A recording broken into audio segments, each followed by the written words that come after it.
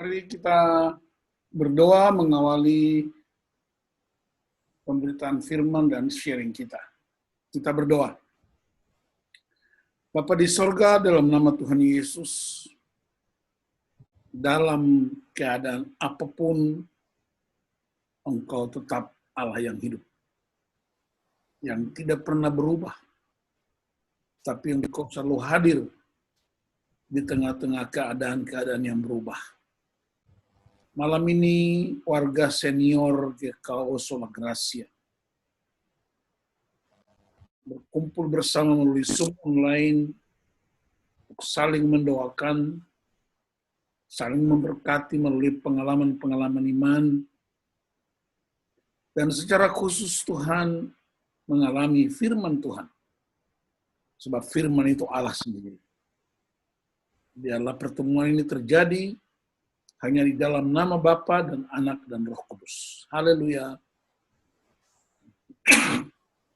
Amin. Baik. Shalom semuanya. Shalom. Ada mama-mama, oma, bapak-bapak, kalau dalam dunia modern sekarang, panggil juga bisa nona-nona, bisa nyom-nyom. Ya, ada yang panggilnya papski, ada yang panggilnya mamski, ya semua istilah. Tapi yang penting satu hal ialah kita dalam usia macam apapun, status kita sebagai anak-anak Allah tidak berubah. Tetap.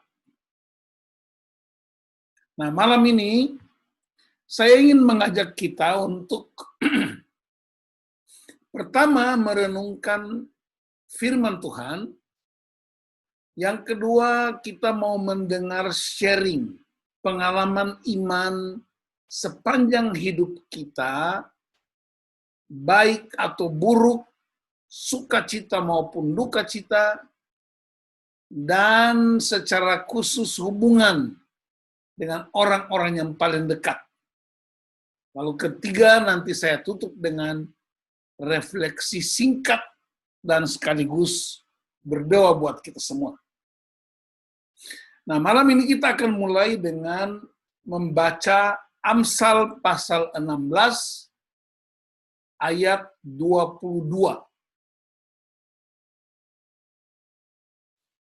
Amsal 16 ayat 22. Saya minta Ibu Pendeta untuk membacakannya. Amsal 16 ayat 22.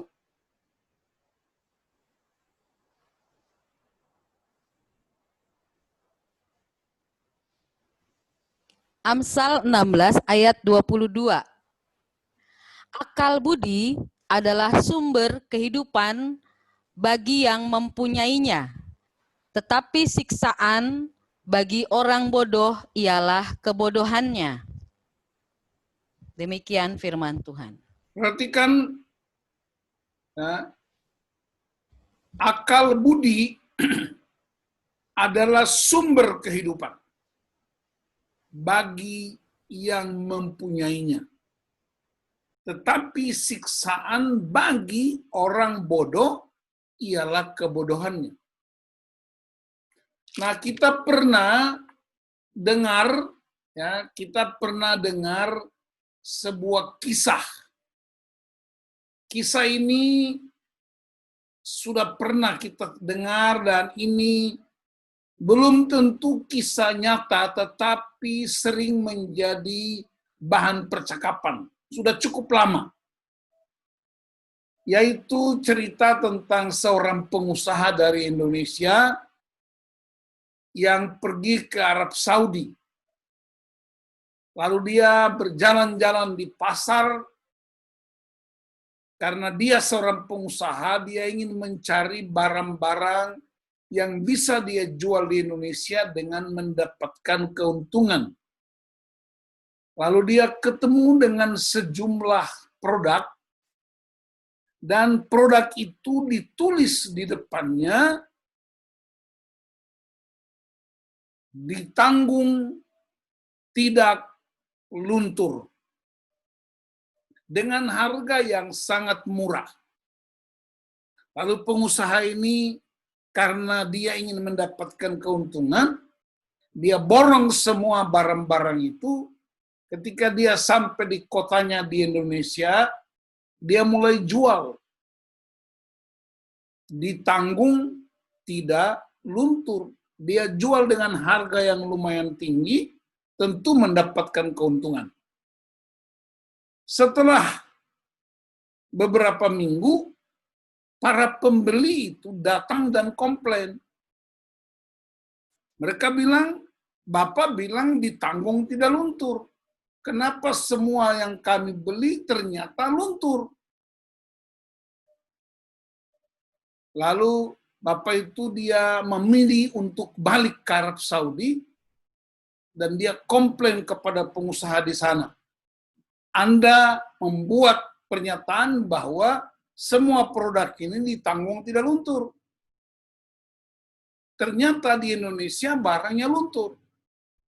Lalu pengusaha di Arab itu berkata, Bapak bacanya terbalik. Kalau di Arab Saudi, bacanya dari belakang ke depan. Di Indonesia baca dari depan ke belakang. Jadi Bapak mesti bacanya luntur tidak ditanggung. Jadi pengusaha itu akhirnya menjadi rugi. Apa artinya ilustrasi yang cerita ini?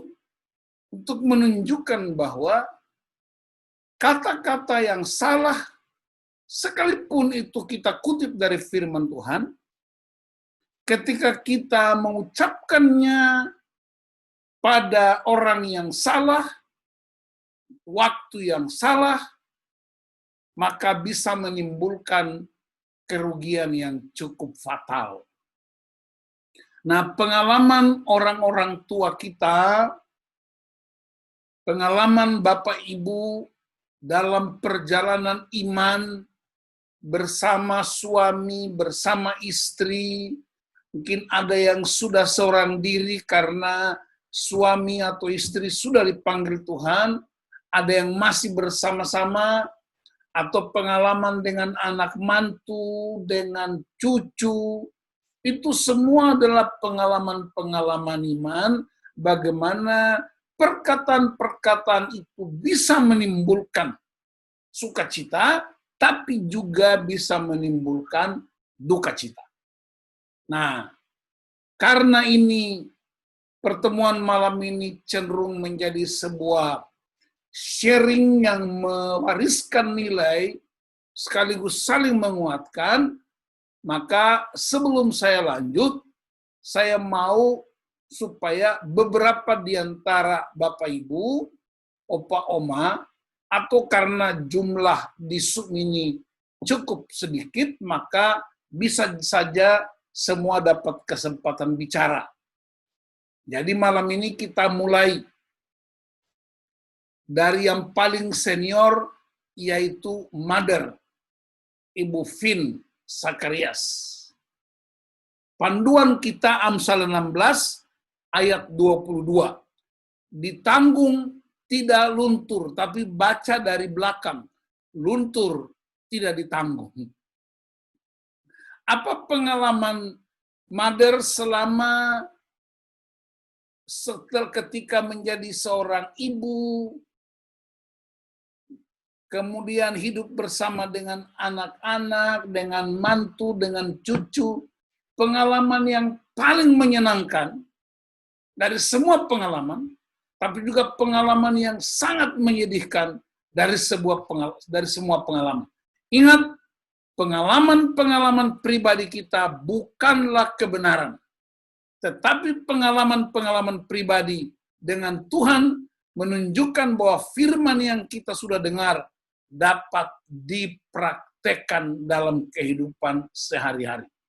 Jadi sekarang kita dengar secara singkat, nggak usah panjang-panjang, ya mungkin 3, 4, 5 menit, kalau 3 menit juga lebih baik, cerita singkat bagaimana mempraktekkan firman dengan perkataan-perkataan yang tepat dan juga bisa menimbulkan sukacita, tapi juga ketika kita menyampaikannya, dibacanya dari belakang, maka bisa juga membuat problem yang bisa kita hadapi. Silakan Mother Vin. Kita kasih semangat dulu buat Mother Vin. Haleluya. Bapak-bapak lansia semua, terlebih kepada saya yang lebih tua dari segalanya. Jadi pengalaman itu memang ada pahit dan ada manisnya. Yang pertama, waktu ditinggal sedih dan menangis. Tapi sesudah itu, saya berharap sama Tuhan, hanya Tuhan yang bersama dengan saya sampai saat ini. Saya masih ada dalam pangkuan Tuhan dalam dunia ini, bukan di akhirat ya, tapi ada di dalam Tuhan. Jadi saya merasa saya senang, sukacita, damai sejahtera. Dan juga kepada anak-anak, cucu-cucu, biasanya saya sendiri di rumah, tetapi dengan adanya COVID ini, saya bisa bersama-sama dengan mereka. Jadi rame. Makan bersama, ramai, dan bisa tertawa semuanya dengan baik. Dan saya Haleluya. Saya selalu membuka Amsal 90 ayat 10 yang berbunyi demikian. Hidup ini adalah masa hidup kami 70 tahun. Dan jika kami tua 80, kami kuat, kami 80 tahun. Dan kebanggaannya adalah kesukaran dan penderitaan. Sebab berlakunya buru-buru dan kami melayani. Mazmur 90. Ya, jadi 80 saya bilang sama cucu saya, 80 tanggung sendiri. Cucu saya protes, Oma jangan ngomong begitu. Kan selama ini Tuhan dalam keadaan apapun Tuhan selalu ada bersama dengan Om. Saya sedih sekali. Dia bilang, jadi kalau umur 70 Tuhan ada, 80 Tuhan tidak ada. Saya bilang memang ada, cuma itu perasaan saya aja. Jadi saya bilang, 86 sekarang bukannya sedikit. Saya tanggung sendiri, tapi ini cucu saya bilang itu bukan Oma tanggung sendiri, ada Tuhan selalu bersama dengan Oma. Itu yang satu penghiburan untuk saya. Jadi saya berterima kasih sama Tuhan. Hidup ini adalah kesempatan untuk melayani. Semuanya saya serahkan kepada Tuhan. Jadi saya bersama dengan anak cucu, mantu, semuanya.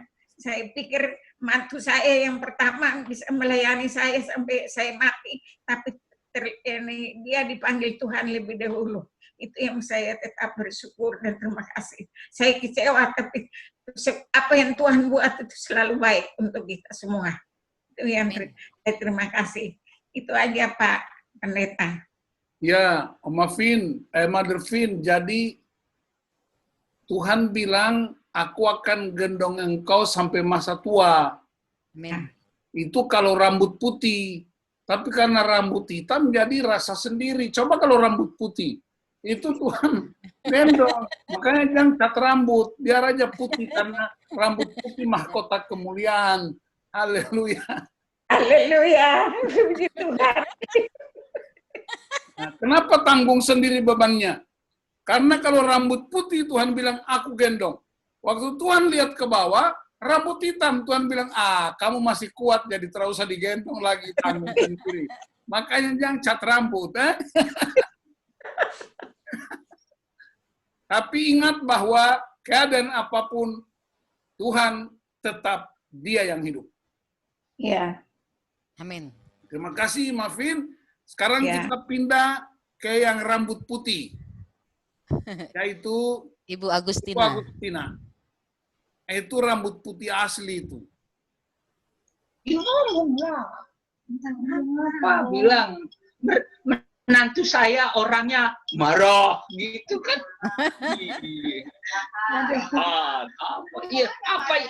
Apa yang dialami ya Pak ya, harus jujur ya Pak ya. Ya, silakan Mother Agustina memang duduknya ketahuan, itu duduk dengan anak mantu jadi jaga jarak. Jadi gini dekat gitu. Aduh. Selamat malam semua. Kencang ngomongnya. Ya, pengalaman saya apa ya semasa hidup saya masih bersama dengan suami waktu itu.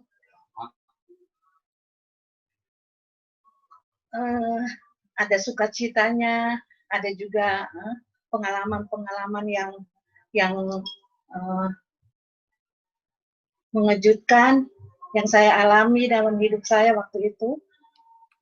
Dan karena suami saya itu pelaut, dia pernah bawa saya berlayar. Waktu itu ke Jepang, saya mengalami angin kencang waktu mau masuk di pelabuhan Yokohama. Itu kami kena typhoon. Jadi karena saya tinggalkan anak-anak saya berempat, saya sendiri ditinggal di kamar. Suami saya, mereka semua dalam tugas mereka masing-masing jaga supaya kapal jangan sampai tenggelam. Itu ombaknya begitu besar, semua barang-barang dalam kamar itu sudah berjatuhan. Saya sudah tidak tahu mau bikin apa. Saya sudah pikir ini saya mati di sini. Saya langsung berlutut, berdoa sampai saya menangis. Oh Tuhan, tolong saya. Saya percaya bahwa Tuhan itu maha baik dan pasti mau menolong saya dengan keluarga saya. Saya berlutut, saya berdoa dan tiba-tiba suami saya masuk di kamar, dia lihat saya sedang berdoa dan menangis. Dia juga ikut berdoa waktu itu. Dan tidak lama kemudian itu kapal langsung harus ambil jalan silang kan, jadi tidak memaksa masuk di ombak yang typhoon yang besar itu. Akhirnya kita terlepas dari bahaya typhoon itu. Lalu karena saya berdoa, kembali lagi saya berdoa, terima kasih Tuhan untuk pertolongan Tuhan yang begitu baik untuk kami sekeluarga di atas kapal ini, kami boleh diselamatkan oleh Tuhan. Nah, itu pengalaman saya, dan sampai saat ini apapun yang terjadi dalam kehidupan saya tetap berharap kepada Tuhan, karena Tuhan kita itu Amin. kasih sayang. Dia selalu memberikan jalan keluar yang terbaik untuk setiap anak-anaknya yang setia dan rindu untuk meminta pertolongannya. Dan masih banyak lagi kesaksian saya yang lain, tapi ya nanti waktunya takut Ya, tidak cukup. Terima kasih Pak. ya Pak Pendeta. Saya mau informasikan Pak Pendeta. Ya, Di sini juga ada Bapak Samuel Triteguh ya, dari Bekasi, ada juga Ibu Ida Sau dari Jati, ada Ibu Orpa, ada Pak Rin Tampu Bolon. Selamat bergabung. Silakan Pak Pendeta dilanjutkan. ya. Saya mau minta Ibu yang baju merah, ada tulisan Mario Bayon, Oh, itu baju orange. baju orange. Ibu Orpa. Ya, Ibu Orpa.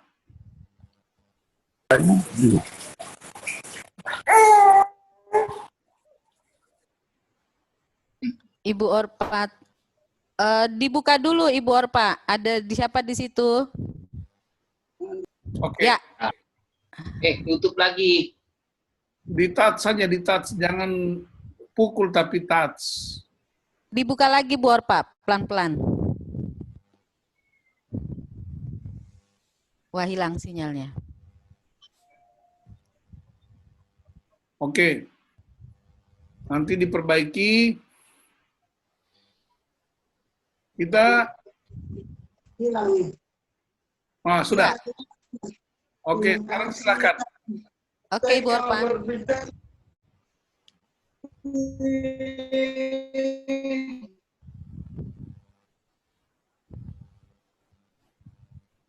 Sinyalnya kurang bagus.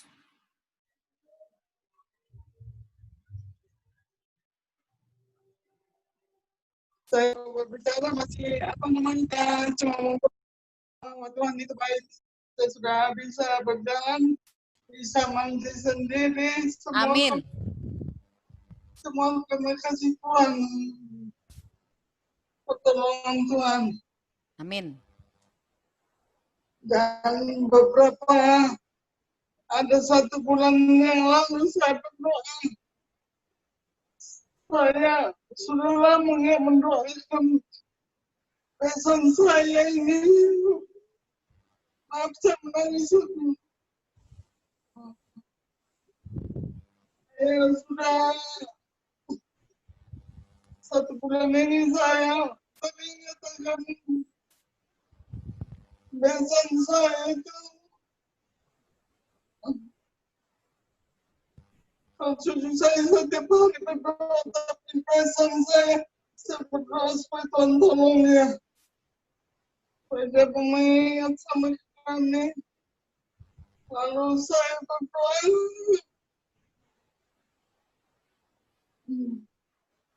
Kurang lebih 1 bulan saya berdoa. Tadinya saya terus berdoa buat dia, tapi dia tidak ada respon buat kami. Putus doa saya mulai lagi berdoa, Tuhan ingat saya doakan dia. Saya berdoa buat dia dan Tuhan mendengar doa saya. Amin. Kurang lebih 1-2 minggu yang lalu, tiba-tiba dia menelpon saya. Dia bilang, dia telepon saya. Apa kabar? Baik. Kata saya bilang nggak mau marah lagi. Saya bilang baik. Dia cerita, sana sini dia cerita panjang lebar. Dan akhirnya dia bilang, kita jangan itu lagi yang ingat yang lalu-lalu ya. Sebenarnya sudah, yang sudah-sudahlah. Lalu dia berbicara bahwa ini cucu saya yang di sana mau berbicara dengan kakaknya di sini. Jadi saya bilang ya, puji Tuhan. Saya bilang puji Tuhan, kenapa dia ingat sama saya. Akhirnya mereka berbincang-bincang, adik-adik berdua. Lama mereka bercerita berdua. Saya sampai terharu menangis. Lalu nggak lama dia bilang mau datang ke rumah. Besoknya mereka datang, betul mereka datang. Dan itu kemudahan Tuhan, kebaikan Tuhan. Sampai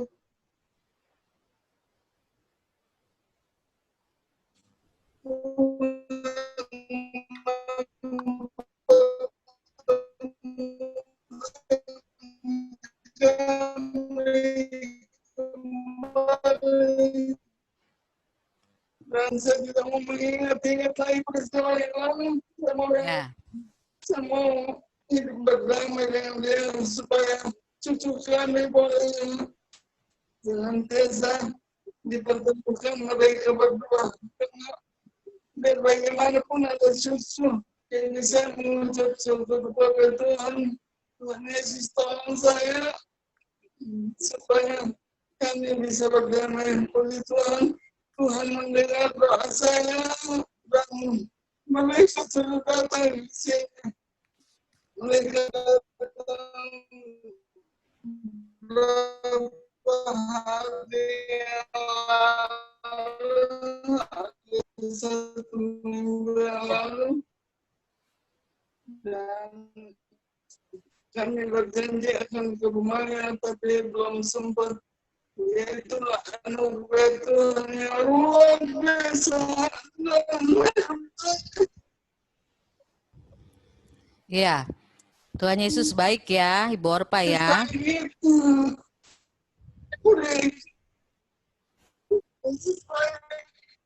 Amin. Saya pulihkan, saya disembuhkan. Tuhan Yesus mendengar doa-doa saya. Baiklah,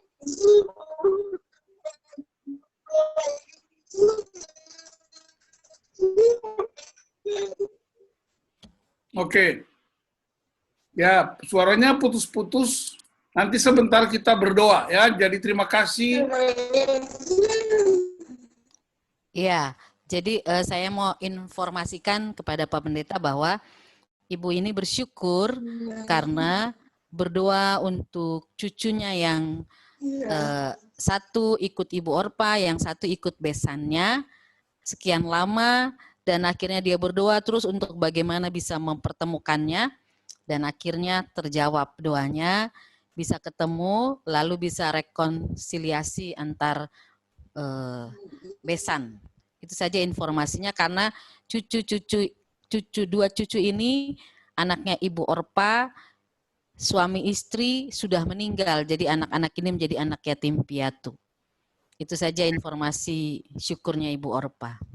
Ya, terima kasih Bu Orpa. Tuhan sendiri yang berjanji bahwa Dia menjadi Bapa buat anak-anak yatim piatu.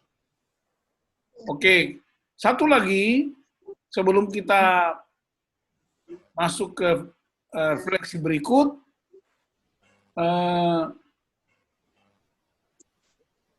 siapa yang sudah siap, Pak John? Ada pengalaman-pengalaman yang luar biasa, terutama dengan Nona Ambon satu itu.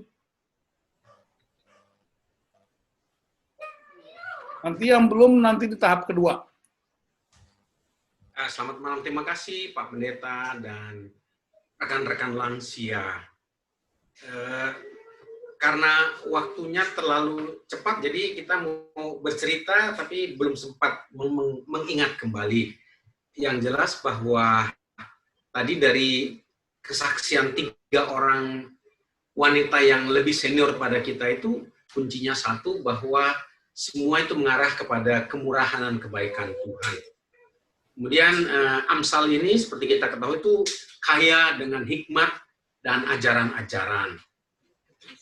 Khusus ke-22 ini, bahwa orang yang berakal budi itu mendapat keuntungan karena sudah sumber hidup bagi mereka yang mempunyainya, sedangkan orang bodoh itu tersiksa oleh karena kebodohannya. Saya cuma mau mengutip satu ungkapan dalam bahasa Inggris,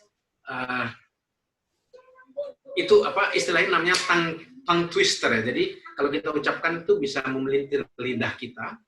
Bunyinya, he who knows that he knows not is a fool, but he who knows that he knows not is a wise. Artinya barang siapa yang tidak mengetahui, dia itu tidak berpengetahuan adalah orang bodoh. Tetapi barang siapa yang mengetahui bahwa dia tidak, barang siapa yang tidak mengetahui bahwa dia tidak berpengetahuan, itu adalah orang bodoh. Tetapi barang siapa yang mengetahui bahwa dia tidak berhikmat atau berpengetahuan, itu adalah orang, seperti saya katakan tadi, saya belum menemukan cerita, tapi ada satu kisah juga yang mirip dengan tadi Pak Pendeta. Ada seorang bapak yang mengadakan perjalanan, dia dibekali dengan anaknya 1 botol air. Dia kedapatan di tengah jalan, padahal botol airnya masih ada penuh. Ternyata di situ ada tulisan bahwa tekan dahulu baru diputar untuk membuka botol itu. Karena orang ini tidak bisa membaca, dia langsung putar. Maka botol air itu tidak terbuka dan dia pingsan. Nah itu yang bahwa orang yang bijak itu dia hidup. Dia mendapat keuntungan dari hikmatnya atau kebijakannya, tapi orang yang bodoh tersiksa karena kebodohannya. Dan jelas bahwa orang-orang yang berhikmat tentunya seperti tadi ketiga orang ibu senior, mereka mengandalkan kepada Tuhan yang adalah sumber segala-galanya. Barangkali pertemuan berikutnya saya bawa cerita yang lebih aktual. Terima kasih Pak Pendeta. Ya. Baik, terima kasih. Saya ingin kita bergeser, nanti setelah itu yang lainnya didapat. Apa problem orang lansia? Sebenarnya, problem anak muda, problem pemuda, problem rumah tangga, usia, semua usia itu tidak bisa mereduksi atau menggugurkan kebenaran firman. Karena firman Tuhan itu dia tetap berlaku di usia apa saja. Yesus tidak hanya menjadi Tuhan atas orang muda dan rumah tangga muda. Bagi orang lanjut usia pun Yesus tetap berlaku. Firman Allah itu nggak bisa kita geser-geser dia untuk memenuhi kebutuhan-kebutuhan dan problem-problem kita. Dia tetap. Nah, karena itu saya mau ajak bapak-bapak, ibu-ibu, yang pertama, kalau kita sudah terima Yesus Kristus sebagai juru selamat, perhatikan baik-baik. Kalau kita semua sudah terima Yesus sebagai juru selamat, itu artinya kita menyerahkan semua hak atas apapun juga, dan bahkan dosa-dosa kita telah kita serahkan kepada Yesus sebagai juru selamat. Jadi itu prinsip pertama. Nah, kalau dia jadi juru selamat. Tapi kalau kita terima dia jadi Tuhan, Tuhan artinya kurios. Berarti kita serahkan hak pribadi kita. Waktu kita, keadaan kita, ya, diri kita seluruhnya, termasuk usia. Karena itu Yesus menjadi Tuhan dan juru selamat. Dia tidak hanya juru selamat, tetapi dia juga Tuhan. Dia tidak hanya Tuhan, tetapi juga juru selamat. Jadi ketika kita jadikan dia Tuhan dan juru selamat, artinya kita percaya dia bereskan semua dosa dan kesalahan kita, tetapi ingat, kita menyerahkan hak atas semua komplain kita.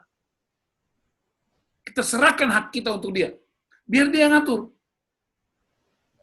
Kadang-kadang orang sudah lanjut usia, merasa punya pengalaman dengan Tuhan, sehingga bisa atur Tuhan. Mestinya semakin lanjut usia, ya, kita semakin mengatakan bahwa Tuhan yang atur saya sampai hari ini. Dan dari 3 orang ibu-ibu tadi, memberi ketegasan bahwa tanpa pertolongan Tuhan, tanpa Tuhan, mereka nggak mungkin sampai pada usia semacam ini. Kesaksian Ibu Agustina tentang berdoa di dalam kamar dan tiba-tiba kapal mesti mengarahkan haluannya dan menghindari badai taifun, itu juga adalah sebuah kekuatan yang luar biasa.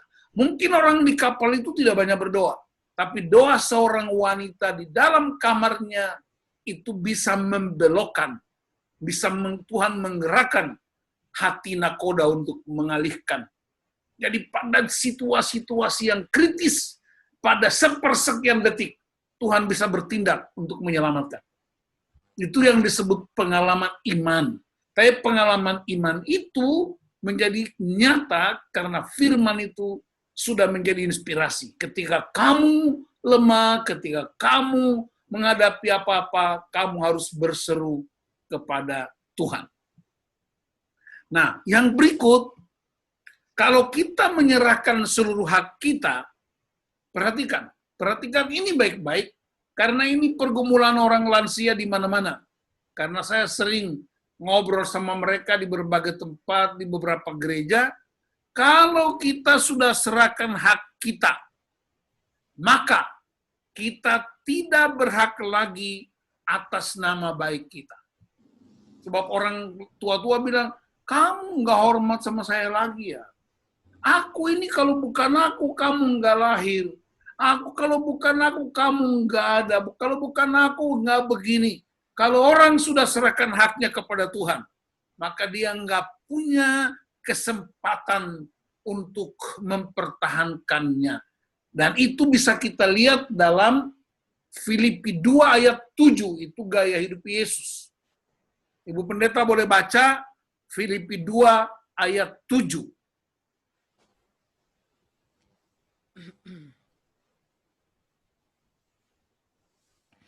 Filipi 2 ayat 7. Melainkan telah mengosongkan dirinya sendiri dan mengambil rupa seorang hamba dan menjadi sama dengan manusia. Jadi itu yang namanya serahkan hak. Dan itu menyakitkan. Karena seringkali anak-anak muda, mantu, cucu menganggap ini opa, oma ini bikin repot saja. Makanya di Mazmur 90, usia 70 atau sampai 80, dan kebanggaannya ialah kesukaran dan penderitaan.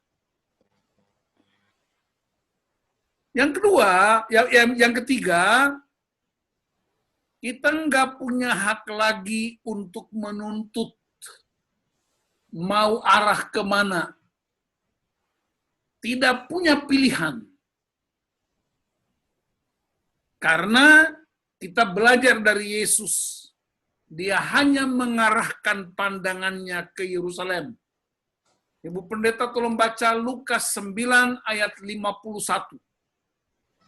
Bagaimana arah kiblatnya, fokusnya. Ketika hampir genap waktunya, Yesus diangkat ke sorga. Ia mengarahkan pandangannya untuk pergi ke Yerusalem. Lihat. Jadi orang lansia itu, waktu papa dan mama saya belum meninggal dunia, saya sudah jadi ketua sinode, jadi saya selalu bilang, udah usia begini, pandangannya, arahnya kepada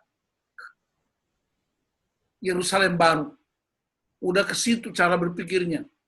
Udah nggak lagi utak-atik masa-masa lalu. Udah nggak lagi ada waktu untuk utak-atik dosa orang. Udah nggak punya waktu lagi untuk utak-atik kegelapan malam yang lalu-lalu. Tapi arahnya, pandangannya Yerusalem baru. Nikmati sukacita. Suatu ketika Tuhan panggil, tidak meninggalkan beban-beban apa-apa. Yang berikutnya, Yesus bahkan tidak punya tempat untuk meletakkan kepalanya. Lukas 9 ayat 58. Lukas 9 ayat 58. Lukas 9 ayat 58. Yesus berkata kepadanya, serigala mempunyai liang dan burung mempunyai sarang, tetapi anak manusia tidak mempunyai tempat untuk meletakkan kepalanya. Banyak orang yang bisa melayani orang tuanya dengan baik, menyediakan tempat yang bagus, yang luar biasa, yang mewah. Tapi karena keadaan ekonomi yang terbatas, bukan tidak mungkin kesenangan-kesenangan menikmati kapal pesiar, kesenangan-kesenangan menikmati pesawat terbang, waktu itu kesenangan menikmati perjalanan yang begitu indah. Udah menjelang hari tua, tidak punya tempat meletakkan kepala. Artinya apa? Itu Yesus sudah beri contoh itu.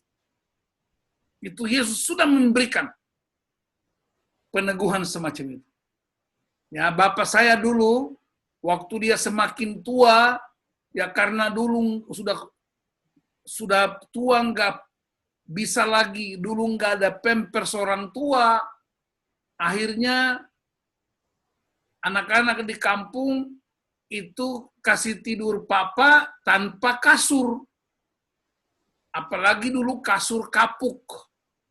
Jadi papa itu karena nggak ada pampers, dia tidur di tempat tidur hanya beralaskan bambu, bukan tikar, supaya waktu dia buang air kecil itu nggak tembus ke kasur. Bayangkan, padahal dia kepala sekolah, dia pendeta, pada waktu muda menikmati semua. Nah, di sini, dalam usia-usia begini, kita nggak punya kesempatan seperti dulu untuk menikmati yang kita mau, kecuali diatur oleh anak-anak dan cucu-cucu kita. Yang terakhir, sebelum kita dengar yang lain, kita tidak punya kebebasan untuk bersikap masa bodoh. Nggak bisa. Nggak boleh. Kita nggak bisa. Merasa itu urusan orang, nggak bisa. Justru semakin lanjut usia, kitab Titus pasal 2 ayat 1, 2, 3, 4, orang tua, ya pria tua, wanita tua, justru mesti semakin bijaksana. Karena itu, ketika kita menjadi orang percaya, kita menjadi murid Kristus, kita tidak bebas dari beban. Justru Tuhan kasih beban-beban yang baru. Beban orang lain, beban gereja, beban anak cucu, pergumulan-pergumulan yang luar biasa. Karena itu, ada ciri orang lanjut usia, biasanya, tidak semua, tapi biasanya, dong suka marah-marah. Kalau nggak marah suami atau istri, marah cucu. Pura-pura marah cucu, tapi pukulnya ke mantunya, atau pukulnya ke anaknya. Itu orang lansia rata-rata suka main biliar. Jadi pukul bola 1 kena bola 12. Itu yang namanya main biliar. Pingin balas nggak bisa. Ya, suka mengeluh, suka komplain. Kenapa? Karena ingin mengambil kembali haknya. Balikin hak saya. Tuntut itu dan ini. Sementara Rasul Paulus bilang dalam 2 Korintus 5 ayat 17, kalau kita sudah dalam sukacita, kita adalah ciptaan yang baru. Sebelum kita lanjut, saya mau beri kesempatan kepada, ini ada tulis Christian Tamtama. Ini Pak Semi. Halo Pak Semi. Oh, Pak Semi. Halo Pak Semi. Silakan Pak Semi. Boleh bicara. Aduh. Pak Semi belum terlalu lancar Bapak. Oke. Dia mau mendengar saja. Oke, kalau gitu kita pindah ke Pak Dening. Silakan Pak Deni. Pak Semi sehat ya? Angkat jempolnya. Iya, puji Tuhan. Oke, Pak Deni silakan. Pengalaman hidup bersama dengan Tuhan dan istri dan anak.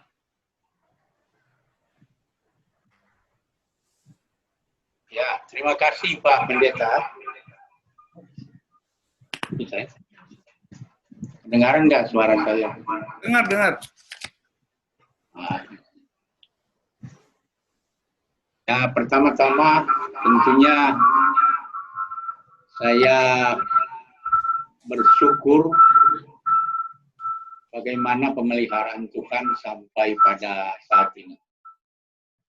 Saya boleh ada sebagaimana saya ada sekarang ini. Setidaknya saya merasa sehat. Dan semua itu adalah pemberian Tuhan semata-mata. Tadi Bapak sudah mengulaskan begitu banyak tentang orang-orang lansia. Sekarang saya mau bicara, kalau bicara soal pengalaman, apalagi kalau kita berbicara pengalaman dengan Tuhan, terlalu banyak. Tapi ada satu hal yang sampai sekarang masih saya ingat, kalau memang tanpa Tuhan,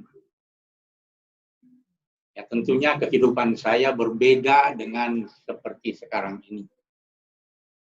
Karena saya itu ditemukan oleh Pak PO itu di tong sampah, kata orang. Saya hidup tanpa arah. Tetapi setelah bertemu dengan Tuhan atas bimbingan dari Pak Pendeta, Pak PO, saya menyadari bahwa kita perlu Tuhan dalam hidup. Tanpa Tuhan kita tidak bisa berbuat apa-apa. Keajaiban-keajaiban yang Tuhan lakukan, yang saya alami bersama Tuhan itu sungguh luar biasa. Karena kalau dilihat dari perjalanan hidup saya, baik sebagai keluarga, itu saya menyadari bahwa tanpa Tuhan, memang kehidupan ini akan serba sulit. Tetapi saya mengucap syukur, saya dibimbing dan boleh diarahkan dengan baik, dengan benar, sehingga saya bertemu Tuhan. Sehingga ketika menghadapi situasi-situasi yang sulit di dalam kehidupan, kita selalu tidak ada jalan lain lari kepada Tuhan. Memang banyak hal yang kita temukan di dalam kehidupan ini yang terkadang tidak sejalan dengan apa yang kita rencanakan, apa yang kita inginkan. Tapi dari situ kita belajar bahwa seperti yang memang Pak Pendeta sudah bilang bahwa tadi, bahwa kita harus berani menyerahkan hak kepada Tuhan. Ya walaupun sampai saat ini berbicara sampai ke sana, itu merupakan perjuangan. Dan perjuangan mungkin sampai kita menutup mata. Tetapi satu hal yang saya syukuri, bahwa apapun keadaannya, walaupun meskipun saya tetap bersyukur bahwa saya punya Yesus sampai pada saat ini. Karena hanya Tuhanlah yang membimbing dan boleh ada saya seperti saya sekarang ini. Saya sadar bahwa Tuhan itu baik. Saya kira demikian Pak yang saya boleh sampaikan. Kalau saya berbicara mungkin pengalaman banyak, mungkin itu perlu waktu yang cukup panjang. Terima kasih Pak. Terima kasih Pak Denny. Kita mau dengar Ibu Sri di Sumatera Utara, di Medan. Kalau dulu nggak ada Zoom, Medan jauh. Sekarang sangat dekat. Amin. Tuhan. Shalom. Shalom. Salam juga untuk lansia di kawasan Gracia.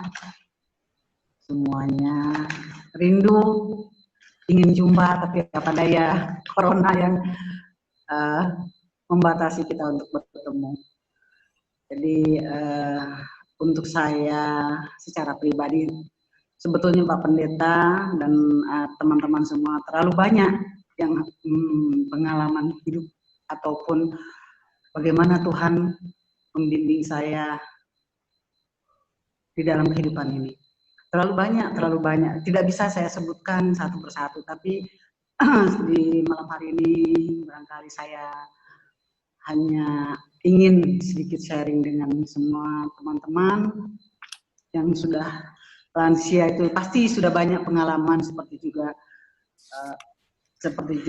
saya sudah banyak pengalaman kita dalam mengarungi kehidupan ini. Bagaimana Tuhan turut campur.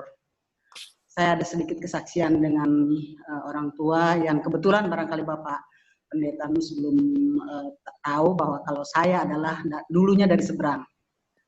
Artinya bukan dari asli Kristen tapi dari seberang, tapi Tuhan angkat saya dari kegelapan itu menjadi anak Tuhan yang memang Tuhan sendiri yang memilih saya. Bukan karena suami juga Bapak Pendeta. Itu intinya. Tapi dalam hal ini adalah perjuangan kami adalah perjuangan saya secara pribadi adalah orang tua. Jadi orang tua saya masih di sana, ada kerinduan saya untuk membawa mereka. Bagaimana supaya mereka percaya Tuhan Yesus, karena sungguh indah percaya dengan Tuhan itu. Sungguh luar biasa kasih Tuhan kepada kami, kepada saya secara pribadi. Sedikit saya gambarkan bahwa orang tua kami adalah orang tua yang amat fanatik, artinya mereka menjalankan semua apa yang mereka sesuai dengan percayaan mereka. Jadi ketika memanggil nama Tuhan Yesus adalah hal yang najis. Jadi saya beberapa sebelum saya kembali ke sini bulan Januari saya sudah di Medan, tiba-tiba orang tua saya sakit untuk yang kesekian kalinya, dan setiap kali sakit orang tua saya itu hanya memanggil saya, puji Tuhan. Jadi harus saya yang mendampingi mereka untuk mendampingi beliau untuk bisa di rumah sakit baik dirawat ataupun check up. Pernah suatu kali saya selama 3 bulan harus mengurusi beliau dan saya meninggalkan anak dan suami. Puji Tuhan anak dan suami mengizinkan bahkan mereka bisa datang ke sana. Satu ketika kemarin bulan Februari, ketika Januari saya ada di Medan karena kami bertahun baruan di sini. Bulan Februari awal saya harus sebelum corona saat itu saya harus balik ke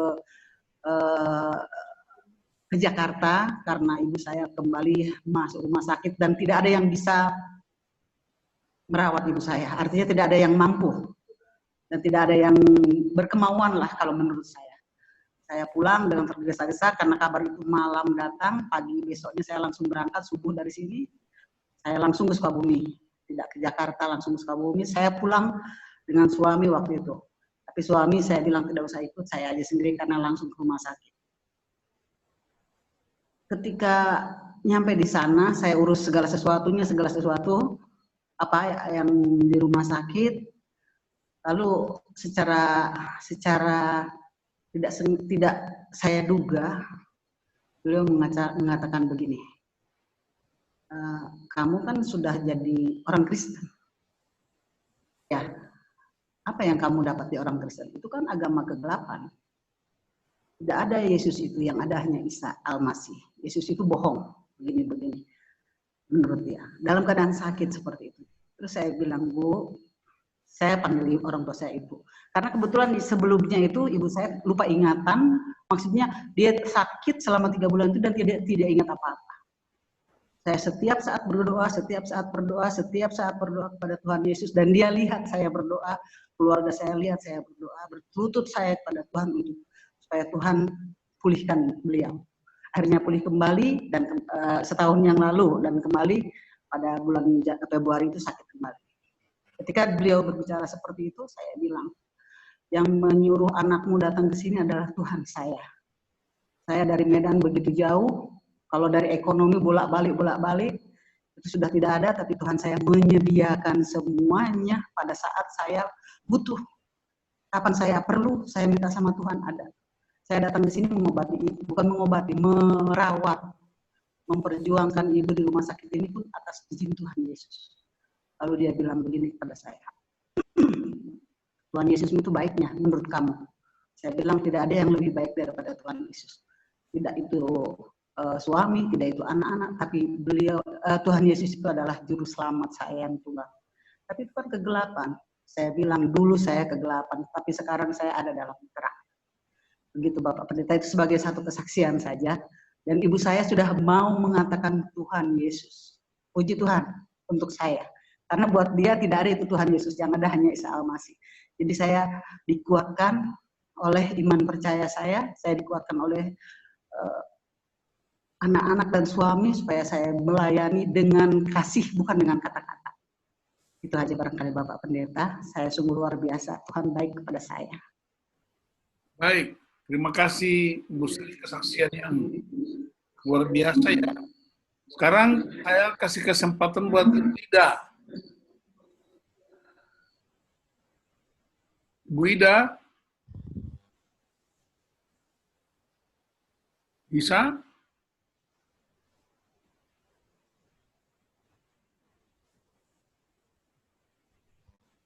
Orang lansia sekarang canggih-canggih.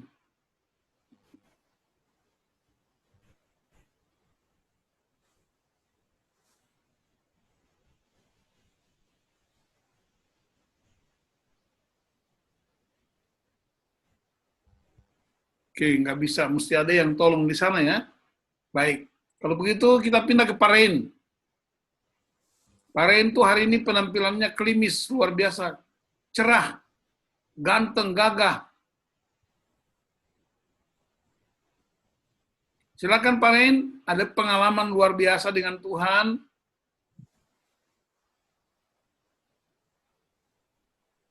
Mesti ada yang tolong beliau untuk unmute dulu. Beliau tuh gaya tapi sebenarnya gaptek. Bu Yanti tolong Bapak dulu.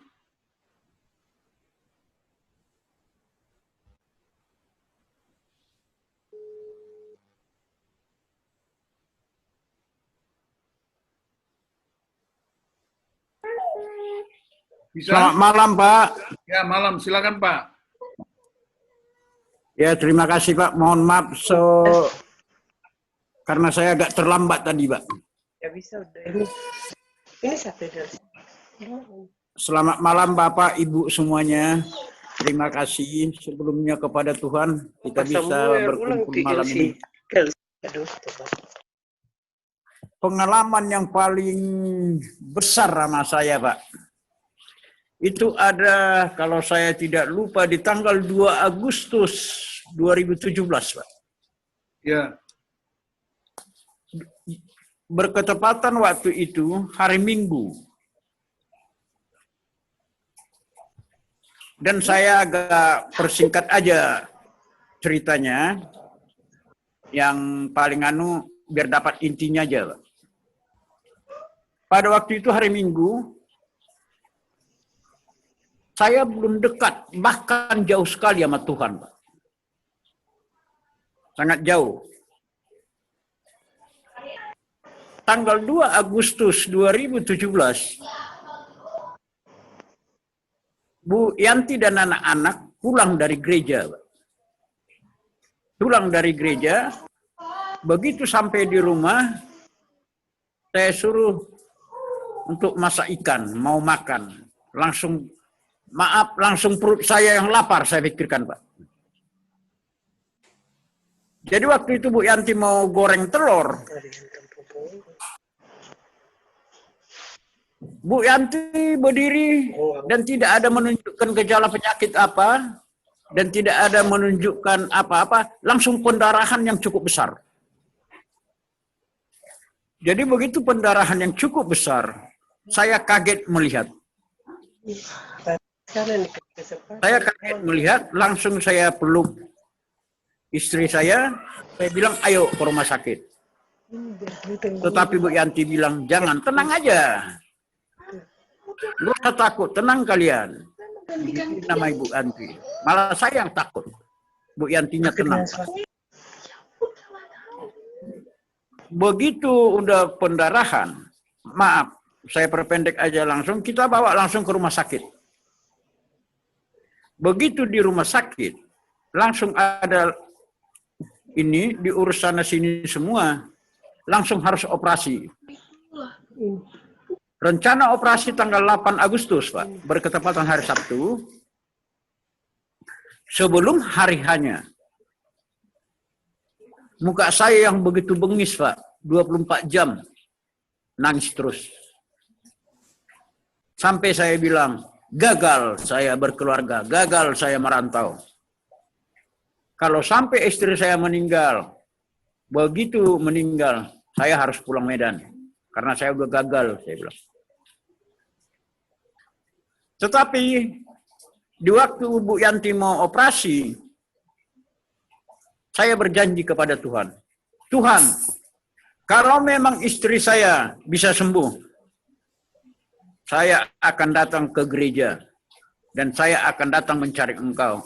Itulah janji saya kepada Tuhan pada tanggal 8 Agustus 2017. Dan mulai dari situlah, kadang-kadang saya bisa menginjakkan kaki ke gereja, kadang-kadang saya buka Alkitab, dan kadang-kadang saya bisa mendengarkan pujian-pujian kepada Tuhan. Jadi untuk mempersingkat waktu, itu garis besarnya Pak. Saya pertama dekat kepada Tuhan. Sebenarnya belum dekat Pak, tapi udah mulai belajar mendekatkan. Jadi itulah pengalaman saya yang paling hebat dan paling dahsyat mendekatkan diri kepada Tuhan. Mulai saya lahir sampai tua begini, Pak. Terima kasih, Pak Pendeta. Ya, terima Selamat kasih. malam. Jadi Bapak, Tuhan pakai Ibu Yanti untuk membuat Bapak berbalik kepada Dia. Itu sebabnya Bapak mesti jaga Ibu Yanti baik-baik seperti Tuhan jaga Bapak. Amin. Ibu Ida udah bisa itu, Pak. Terima kasih. Ibu Ida, silakan. Nah, mesti ada yang bantu. Oke, silakan Ibu Ida. Ada kesaksian pengalaman. Iya. Selamat malam semuanya. Selamat malam, Ibu. Kalau mau bilang pengalaman ya, banyak sekali pengalaman dalam hidup, baik suka maupun duka, tetapi saya bersyukur kepada Tuhan karena di usia saya ini, lanjut ini, Tuhan masih berikan kesehatan, kekuatan, khususnya masih bisa dapat melayani suami saya ini yang stroke sudah telah hampir 4 tahun. Itu satu hal yang syukur bahwa Tuhan mendidik saya supaya saya itu rendah hati, saya itu mau sabar, saya itu mau setia untuk melayani suami saya. Sudah mau 4 tahun, hampir tahun terbaru di rumah saya, di tempat tidur. Dan itu satu itu saja yang saya syukurin, bahwa Tuhan masihkan saya kesehatan, kekuatan. Sebab tanpa Tuhan saya tidak akan sembuh. Sering saya berpikir, saya tanya, Tuhan, kenapa musibah saya terjadi di saat saya umur tua begini? Di saat begini saya harus senang-senang, harus orang bilang harus mati hidup, ya enak, tapi toh harus melayani suami saya. Ya, di situ saya bersyukur bahwa di usia saya ini, usia tua ini, saya bisa melayani suami saya, masih bisa melayani dia, kasih bangun. Dulu saya rasa ada beberapa jemaat dari bawah tahu persis, apalagi pendeta Ina, tahu persis bagaimana keadaan suami saya. Sakit. Biasanya sekali kalau disuapin, biasanya nggak ditelan, dikasih minum nggak ditelan, sumbur ke saya. Di situ dulu si Omi, tapi di situ saya diajar sabar. Itu satu pelajaran saya satu sabar. Sebab kalau nggak emosi tinggi. Tapi saya bersyukur Tuhan berikan saya kesabaran, sabarnya biasa. Biar saya disemprot dengan makanan, tapi selalu usap dada saja sebantuan. Saya bersyukur bahwa walaupun saya sudah tua begini, saya diberikan kesehatan, kekuatan untuk melayani. Dan saya punya tanda, mungkin saya diajar, saya memberikan contoh juga buat saya sama cucu-cucu saya, bahwa di dalam rumah tangga kita harus melayani, kita harus saling mengasihi. Jadi bukan masih melayani kita senang atau melayani saat kita sehat, tapi dalam kita susah, kita sakit, kita harus saling melayani, saling mengasihi. Itu saya Pak Pendeta, Tuhan berkati kita semua. Ya, terima kasih Ibu Ida. Jadi di Amsal pasal Amsal 16 ayat 32, dia bilang orang yang sabar melebihi seorang pahlawan. Orang yang menguasai dirinya melebihi orang yang merebut kota. Jadi Ibu Ida itu pahlawan karena luar biasa kesabaran menghadapi situasi-situasi yang nyata. Oke, saya minta di belakang Pak Denny itu ada Ibu Oke. Jadi memang biasanya kapten kapal di muka, tapi yang jaga mesin kapal itu nggak kelihatan, tapi mereka yang menghidupkan itu. Ada Ibu Oke? Halo Ibu Oke, are you there? Oke. Kalau nggak ada, Ada, itu ada tuh. Ada tuh. Ah, mari Ibu Oke. Ibu Oke, kita mau dengar kesaksian singkat. Kalau Pak Denny itu diambil dari tong sampah, kata beliau tadi. Nah, kalau Ibu Oke,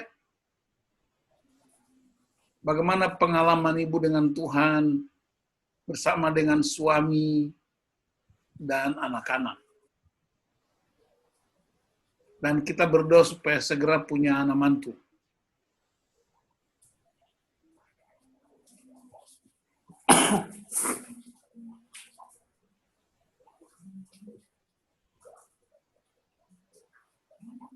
Suaranya nggak kedengaran ya? sudah. Sudah. Ya, Sudah silakan. ya. Ya. Terima kasih Pak Pendeta. Ya, Sebenarnya saya ini orangnya tertutup. Ya. Kalau saya bersaksi, paling saya bersaksi dalam pengalaman saya, kehidupan saya bersama keluarga. Ya, tapi saat ini saya bersyukur karena memang kami diangkat dari tong sampah. Memang pengalaman kami dalam rumah tangga itu memang banyak masalah.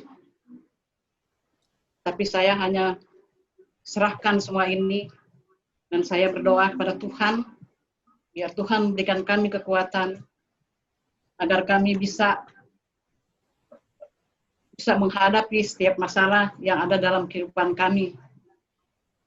Memang dari pertama kami berkeluarga, berumah tangga, masalah itu selalu ada sampai saat ini pun. Kalau mengatakan masalah itu tetap ada sampai saat ini. Tapi saya hanya minta kepada Tuhan, saya hanya berdoa dalam hati supaya saya diberikan kesabaran, diberikan kekuatan. Karena hanya itu yang saya bisa lakukan. Karena kami hidup waktu itu jauh dari orang tua. Jadi kami rumah tangga itu hanya kami. Pada waktu itu Pak PO yang mengajak kami agar sehingga kami boleh ke gereja. Memang pada saat itu kami belum pernah masuk gereja, sehingga kenal Pak PO, dia selalu bimbing kami, hingga kami sampai saat ini kami boleh ke gereja, walaupun kadang juga bolong-bolong katanya, tapi kami bersyukur kami boleh menjalani kehidupan kami sampai saat ini. Ini semua karena Tuhan memberikan kekuatan pada kami bisa menjalankan sampai kami umur seperti ini.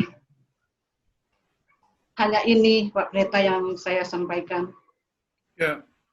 Saya hanya bersyukur kepada Tuhan sampai pada saat ini. Karena hanya Dia yang mampu melakukan agar kami bisa hidup sampai saat ini. Terima kasih Pak Pendeta. Ya, terima kasih Boke.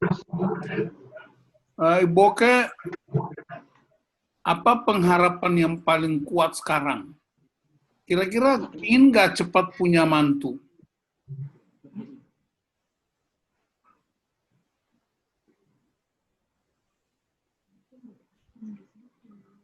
Nggak kedengaran suaranya. Boke, Kedengaran nggak Pak? ada nggak kerinduan supaya segera punya anak mantu?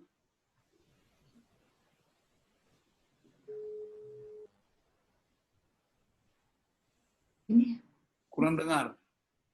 Oke, ya. bisa dengar suara saya? Iya Pak, baru. Ya. Ada kerinduan nggak untuk segera punya mantu?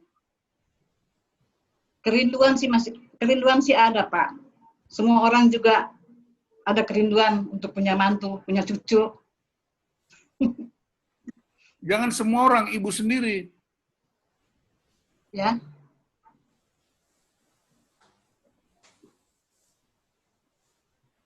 Oke. Terganggu ini Pak. Ya, oke. Masih ada 2 lagi. Saya minta Ibu Foni. Ibu Foni, kesaksian singkat pengalaman hidup bersama dengan suami dan anak dan mantu. Ya, selamat malam Bapak Ibu. Terima kasih Pak Pendeta. Terima kasih. Hari ini Beta dapat kesempatan untuk berbagi pengalaman 1 tahun yang lalu Pak Pendeta. Waktu itu Pak John kenal sakit, yaitu dia kenal serangan vertigo. Itu waktu dia baru saja pensiun 2017. Dan di tahun 2019, itu dia kenal vertigo Pak Pendeta. Ya. Waktu itu, saya rasanya tuh kayak orang kayak jatuh dari pohon gitu Pak Pendeta, karena selama kurang lebih berapa tahun itu dia kan bekerja, orangnya energik, punya semangat yang baik. Terus tiba-tiba dia kena vertigo dan betul-betul Pak Pendeta, dia mau jalan aja nggak bisa, harus dituntun karena waktu itu dia kena anfal itu di satu rumah teman kami waktu itu mau pukul malam, jadi dia mau pimpin ibadah. Jadi waktu kami berdua naik di atas di loteng, dia punya ibadah di loteng di atas. Jadi waktu dia naik, pas saya pikir dia kayak sendalnya licin, jadi dia mau terlucut. Ternyata itu dia udah kena serangan. Kenapa sih? Jadi waktu dia kepleset itu, ternyata tuh dia udah kenal serangan. Jadi serangan itu dia udah nggak bisa bikin apa-apa lagi. Mau muntah lah, mau apalah. Sehingga waktu itu ditanya bisa melayani nggak? Dia bilang bisa. Tapi udah nggak bisa lihat ke kiri kanan, cuma satu arah aja. Dan dia nggak bisa bergerak. Dan selesai itu dan pulang sampai ke rumah itu untuk waktu beberapa lama. Nggak bisa bangun, nggak bisa bikin apa-apa, cuma tidur saja. Ini kursi, ini tempatnya dia tidur. Jadi karena itu saya bilang, dia tidur di sini, saya tidur di bawah lantai. Di lantai bawah buka kasur, saya di bawah. Karena kenapa saya takut kalau dia ke kamar mandi, kan dia nggak bisa bawa diri sendiri. Dan saya harus tuntun dia. Jadi begitu. Jadi saya waktu itu tuh rasa kayak takut. Sebagai manusia takut banget Pak. Takut kehilangan lah, takut macam-macam. Tapi puji Tuhan di dalam doa cuma satu pengharapan. Saya bilang, Tuhan, dia sakit tapi saya masih butuh dia. Saya mau dia sembuh. Itu cuma permintaan doa saya itu Pak Pendeta. Dan Tuhan kasih dia pulih dan dia sembuh sampai saat ini dari sakitnya. Haleluya. Kesaksian saya. Tuhan. Luar biasa ya. Jadi kalau nggak ada lansia, kita nggak dengar kesaksian-kesaksian yang luar biasa ini ya. Karena ini saya baru dengar semua ini, kesaksian-kesaksian ini baru saya dengar. Ini tersembunyi. Oke, yang terakhir kita mau dengar dari Pak Ketua Majelis. Walaupun beliau ini Ketua Majelis, tapi sudah masuk di usia lansia. Ada yang mau disaksikan?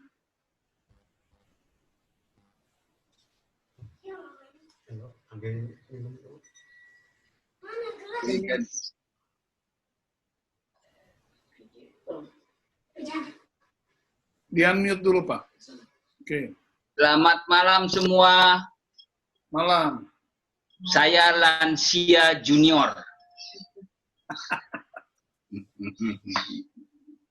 Ya, kalau mendengar apa yang tadi diceritakan sama semua teman-teman lansia, baik Oma, siapa aja, ya rasanya takut mau menghadapi situasi lansia. Takut nih ya?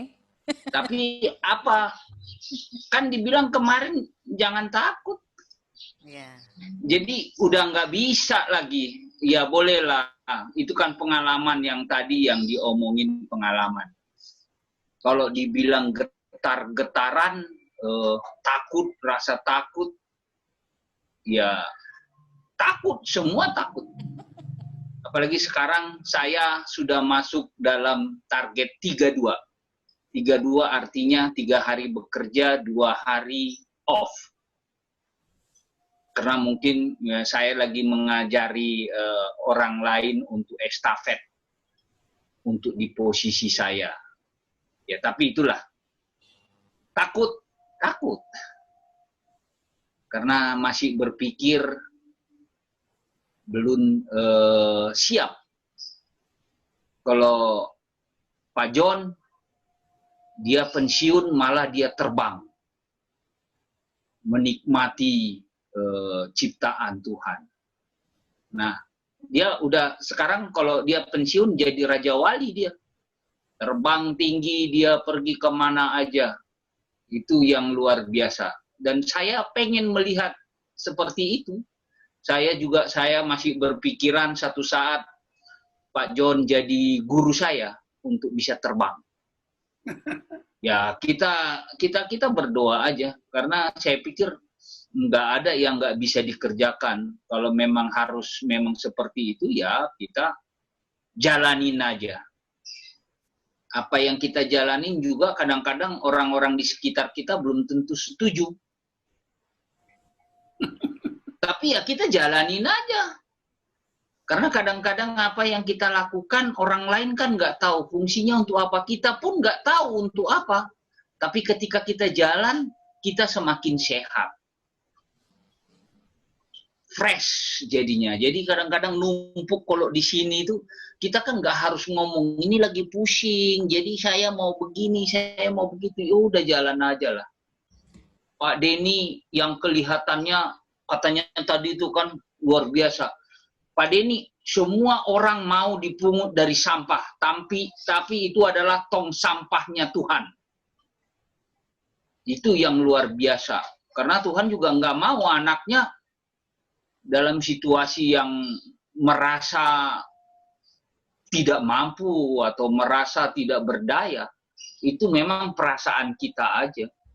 Saya juga berpikiran dari mulai saya pertama sekali memasuki jenjang perkawinan, saya nggak berpikir apakah saya bisa.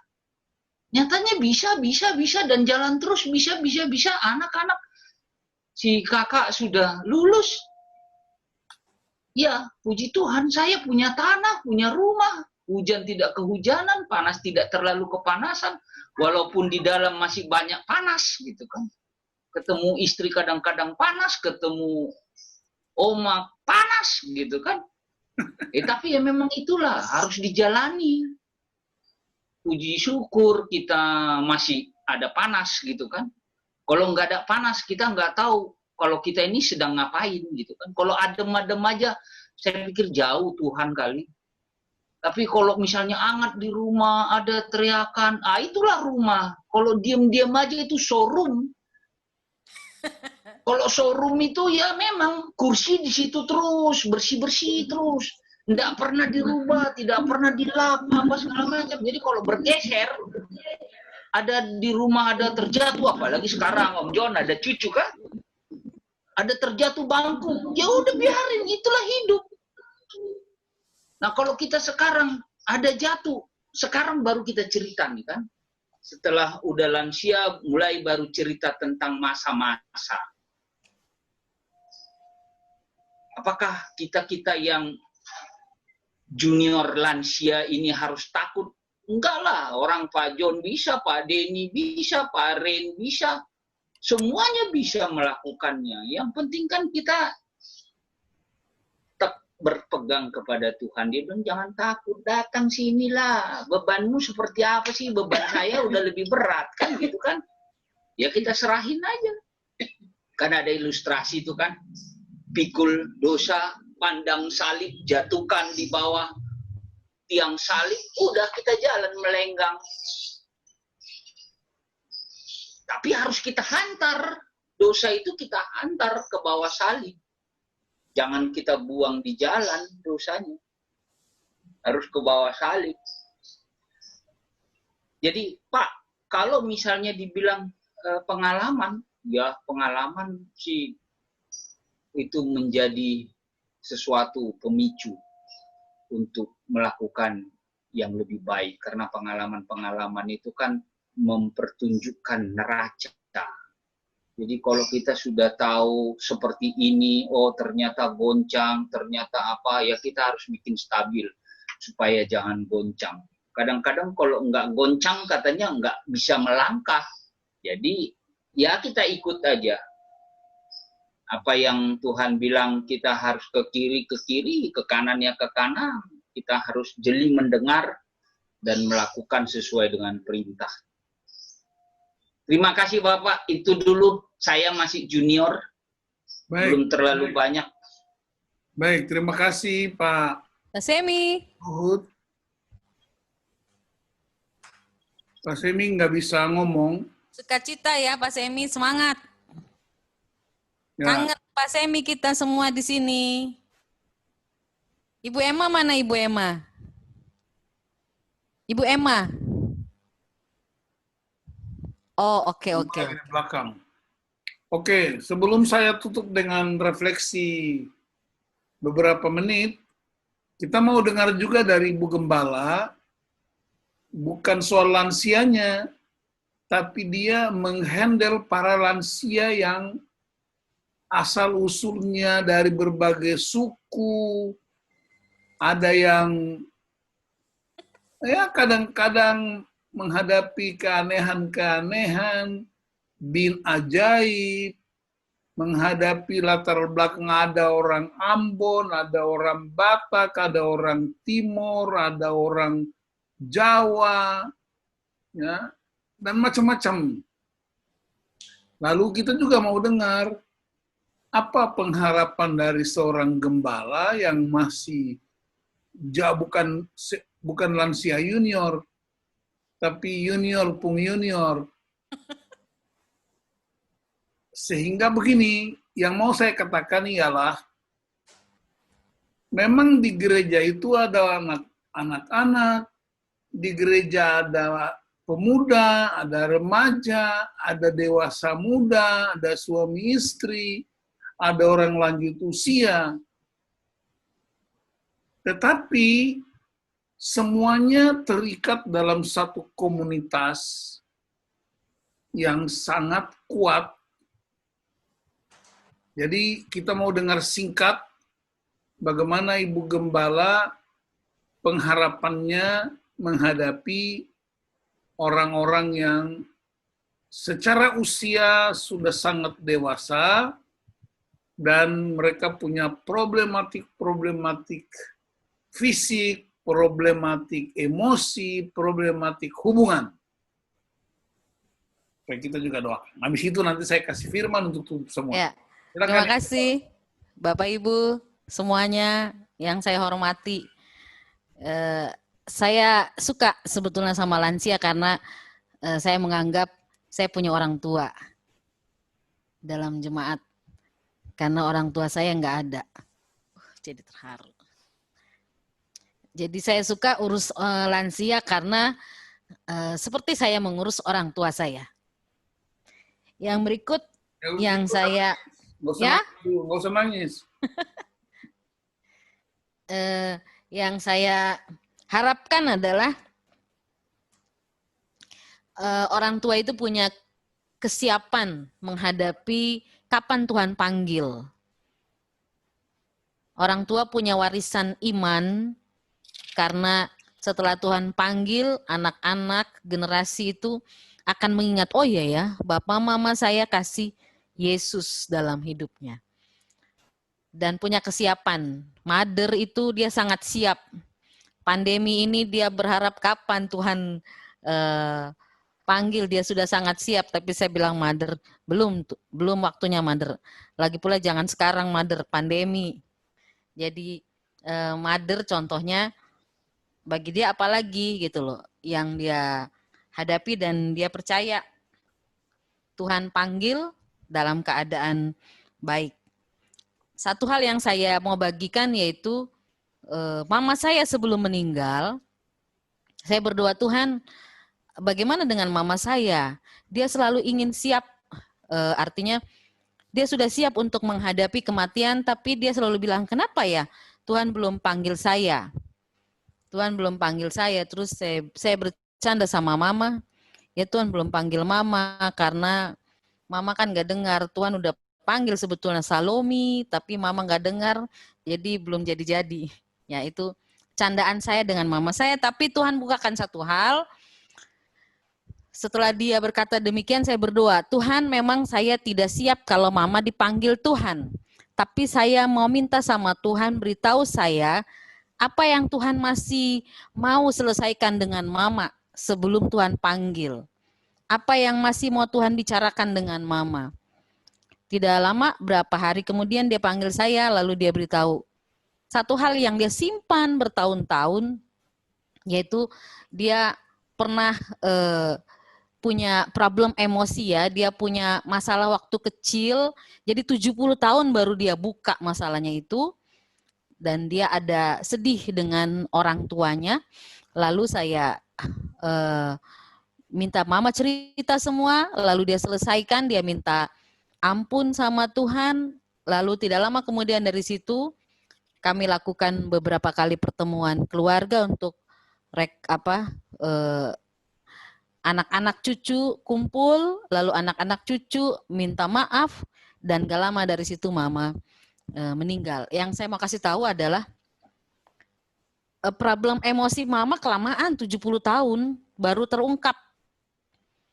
Jadi mari di hidup kita, para orang tua, saya suka bilang ke ibu-ibu PW, jangan tunggu tua baru problem emosi itu muncul, tapi dari sekarang saja kalau ada hal-hal yang belum kita rasa belum beres, belum kita selesaikan atau apa, mari kita bereskan supaya dia tidak menjadi sesuatu yang berat di depan sana. Tapi hidup kita makin hari makin terus dipulihkan Tuhan. Kemudian juga ada warisan-warisan iman yang kita siapkan. Saya selalu menganjurkan di lansia, waktu saya masih di Sarijadi, saya pesankan kepada para lansia, tolong tulis riwayat hidup Bapak Ibu. Lalu ada yang bilang, nanti kita mati Bu. Enggak, tulis riwayat hidup itu karena itu penting. Begitu Bapak Ibu tulis, saya akan simpan arsip itu di gereja, di lemari gereja. Nanti satu waktu itu akan jadi arsip, orang-orang muda, generasi-generasi majelis yang melayani, mereka akan baca. Oh, dulu di jemaat ini pernah ada orang tua ya yang melayani. Mereka akan baca tokoh-tokoh gereja yang pernah ada di GKO Sola Gracia, itu yang akan menjadi catatan. Dan satu waktu, kalaupun Bapak Ibu waktunya dipanggil Tuhan, saya akan angkat ini menjadi riwayat hidup yang diwariskan kepada keluarga. Tulisannya itu pengalaman iman kita dengan Tuhan. Karena kalau kita nggak pernah tulis, lupa. Nanti besok-besok tidak diingat oleh siapa-siapa.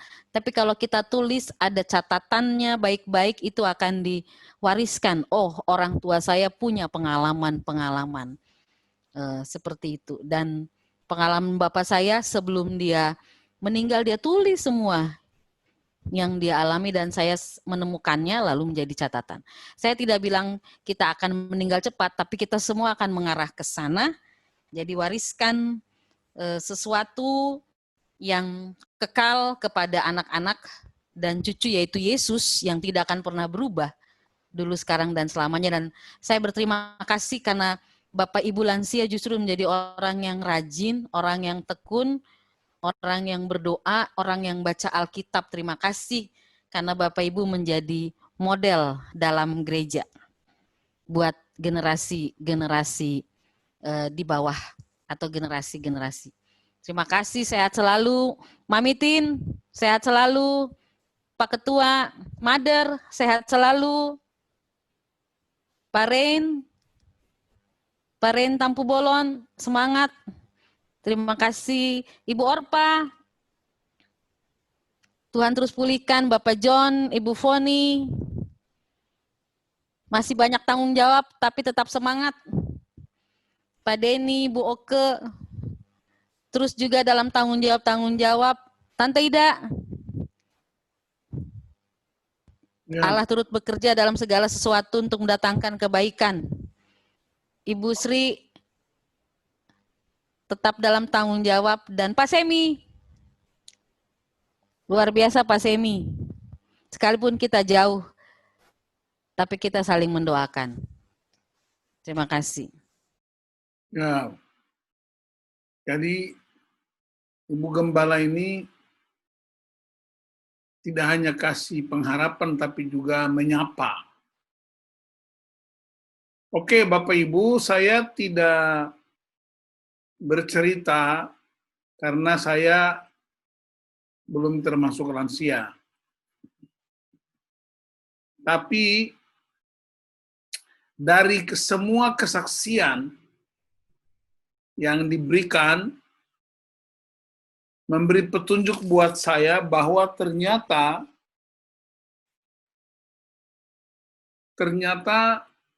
pemeliharaan Tuhan itu melampaui batas-batas pengharapan kita. Yang kedua, dalam banyak kesempatan saya mendengar, ternyata pria-pria itu, mau muda atau tua, itu sangat bergantung juga kepada kesungguhan dari seorang istri atau seorang wanita. Ya, wanita itu bersedia, istri itu bersedia untuk dilepehin makanan, sumburin minuman, hanya oleh karena kasihnya yang besar buat suaminya. Tapi kalau ibu-ibu yang sakit, bapak suruh pembantu yang urus. Atau suruh anak-anak yang urus. Jadi memang biarlah di masa-masa tua ini mewariskan sesuatu yang baik. Yaitu mama urus bapak kalau bapak sakit, bapak urus mama kalau mama sakit. Supaya menjadi pengalaman iman yang baru buat anak-anak. Jangan mama urus bapak, giliran mama yang sakit, bapak suruh anak-anak atau anak mantu yang urus mama. Itu tidak sehat. Nah, saya mau tutup dengan satu ayat. Ayat ini saya suka sekali, sangat suka. Ibrani 6 ayat 10.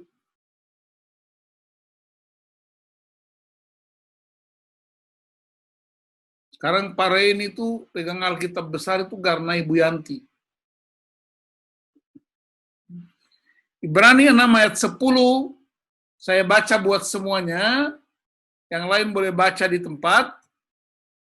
Sebab Allah bukan tidak adil, sehingga ia lupa akan pekerjaanmu dan kasihmu yang kamu tunjukkan terhadap namanya oleh pelayanan kamu kepada orang-orang kudus yang masih kamu lakukan sampai sekarang.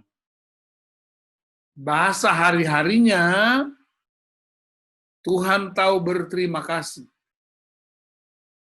Tuhan berterima kasih oleh karena Bapak Ibu telah melahirkan generasi baru untuk melanjutkan misi penyelamatan Allah bagi dunia. Tuhan berterima kasih kepada Bapak Ibu. Mungkin orang lain tidak tahu berterima kasih. Bahkan mungkin anak cucu kurang berterima kasih. Tapi pengalaman-pengalaman Bapak Ibu dengan Tuhan, Tuhan berterima kasih karena ada value, ada nilai yang diwariskan kepada anak cucu sampai sekarang ini. Karena itu saya doakan dan dukung, jangan patah semangat. COVID atau pandemi adalah blessing in disguise. Kesempatan untuk kita semakin mengokohkan iman kita dan anak cucu kita.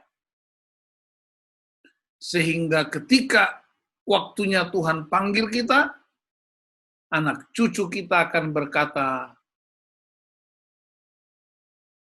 Opa dan Oma, Papa dan Mama adalah pahlawan. Saya ingat ketika Papa meninggal, saya sedang khotbah di Jakarta tahun 2008. Saya lagi khotbah di sebuah tempat. Tiba-tiba saya diberitahu di waktu itu masih BlackBerry. Saya di BBM sama Ibu Nana. Pak, sedang apa? Papa dipanggil Tuhan. Saat itu orang-orang yang mengundang saya juga diberitahu supaya ambil alih pelayanan itu.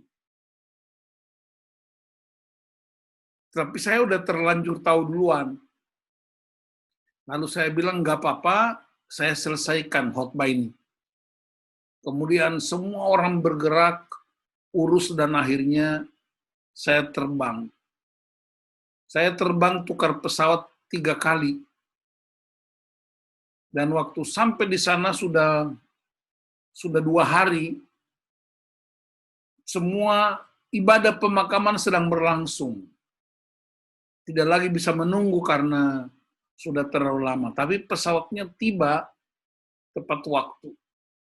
Ketika peti jenazah mau ditutup, saya tiba. Lalu saya minta izin pendetanya, saya bilang, boleh saya lihat wajah Papa. Lalu dibuka peti jenazahnya, lalu saya hanya berdiri dan hormat. Saya bilang, selamat jalan, pahlawanku.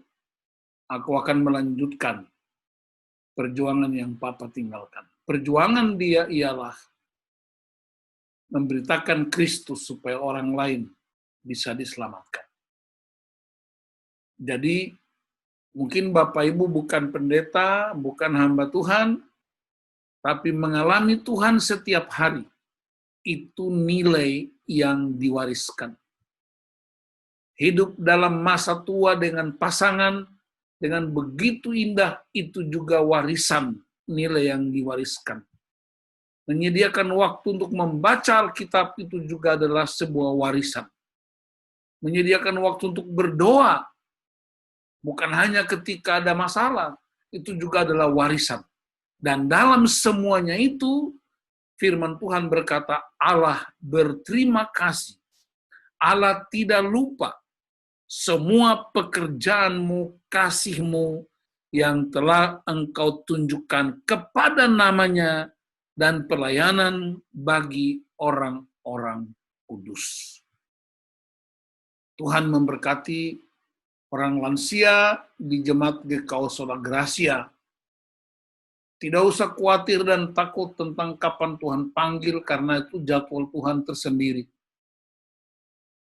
Ingat, hidup mati itu satu paket. Tuhan juga waktu ciptakan dunia, dia tidak singkirkan malam. Siang dan malam tetap ada di dalam tangan Tuhan. Dia siang, terang, dan gelap. Jadi kalau sudah masuk usia-usia begini, terus ada sedikit kegelapan, ada sedikit malam, tidak usah takut, tidak usah ngomer, tidak usah bersungut. Karena baik siang dan malam itu Tuhan ciptakan. Tuhan tidak pernah singkirkan gelap. Dia tidak pernah singkirkan malam. Justru bagian dari proses kehidupan yang Tuhan ciptakan. Karena itu, nikmatilah dengan Tuhan. Dan Tuhan berotoritas. Masih ingat khotbah hari Minggu yang lalu? Yesus naik ke atas bukit, dia memperhatikan murid-murid sedang berjuang. Dan dia turun menyapa mereka dan membawa mereka ke tujuan. Bapak Ibu sedang berjuang mendidik anak cucu, sedang menasihati anak cucu, berjuang untuk membaca Alkitab, berjuang untuk mengerti semua perjuangan itu.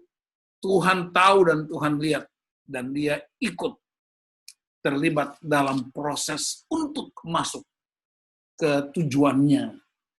Itu dahsyat sekali buat kita. Terima kasih juga, saya berterima kasih mendengar pengalaman-pengalaman iman yang hebat. Saya baru pertama kali nih, udah berkhotbah berkali-kali di Sulawesi, baru dengar itu ada seorang wanita yang berdoa di dalam kamar di kapal.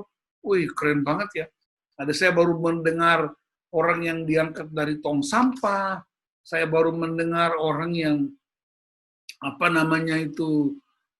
bertobat karena istri pendarahan dan Tuhan tolong. Ada yang relasi itu pengalaman-pengalaman yang sangat kaya buat gereja. Dan itu bisa menjadi satu kesimpulan terakhir. Orang Ambon bilang cuma orang tua saja. Hanya Tuhan saja. Tidak ada yang lain. Mau sehebat apapun kita terbatas. Hanya Antua di atas. Dialah Allah yang hidup. Kita berdoa. Bapak, terima kasih untuk ibadah lansia Jemaat GKO Sola Gracia. Kami bisa mendengar firman-Mu, tetapi juga pengalaman-pengalaman iman dari orang-orang lanjut usia, orang-orang tua kami, bagaimana mereka mengandalkan Tuhan, menceritakan betapa dahsyatnya Tuhan dalam hidup mereka melalui orang-orang yang mereka cintai dan kasihi. Terima kasih Bapak, Engkau begitu hebat dan dahsyat. Inilah warisan-warisan iman yang patut kami sebut sebagai pahlawan-pahlawan iman bagi keluarga. Dan kami percaya firman Tuhan, bahwa Engkau tidak pernah lupa semua perbuatan yang mereka kerjakan untuk kemuliaan Tuhan buat gereja-Mu. Malam ini Tuhan, hamba berdoa untuk